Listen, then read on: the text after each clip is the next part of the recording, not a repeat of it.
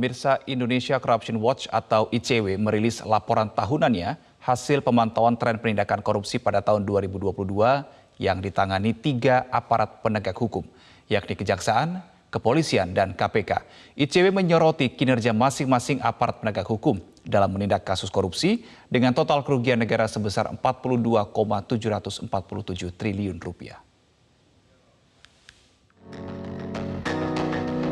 Dalam temuannya, ICW memaparkan temuan umum terkait penindakan tipikor pada 2022 mencapai 597 kasus dengan 1.396 tersangka dan kerugian negara mencapai 42 triliun rupiah lebih.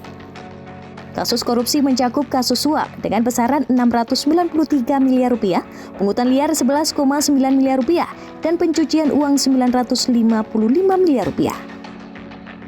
Dari 3 penegak hukum, Kejaksaan Agung menjadi institusi yang menangani kasus korupsi dengan nilai kerugian terbesar, yaitu mencapai 39 triliun rupiah lebih dari 405 kasus dengan tersangka 909 orang. Sementara itu, Komisi Pemberantasan Korupsi berhasil menangani 36 kasus dengan 150 orang tersangka dan kerugian negara mencapai 2,2 triliun rupiah.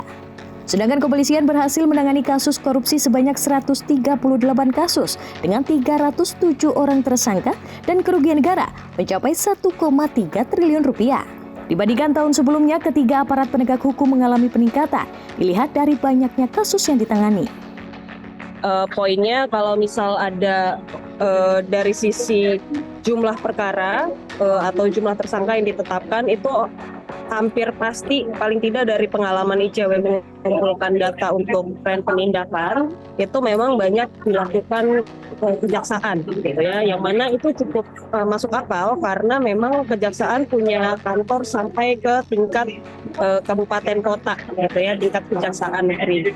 Jadi dalam tahun 2022 ini yang lalu, maksud saya, kejaksaan memang menangani mungkin sekitar 5 kasus ya yang cukup noticeable karena kerugian keuangan negaranya itu cukup tinggi, dan perlu dicatat ada kasus yang sudah putus yaitu kasus minyak goreng.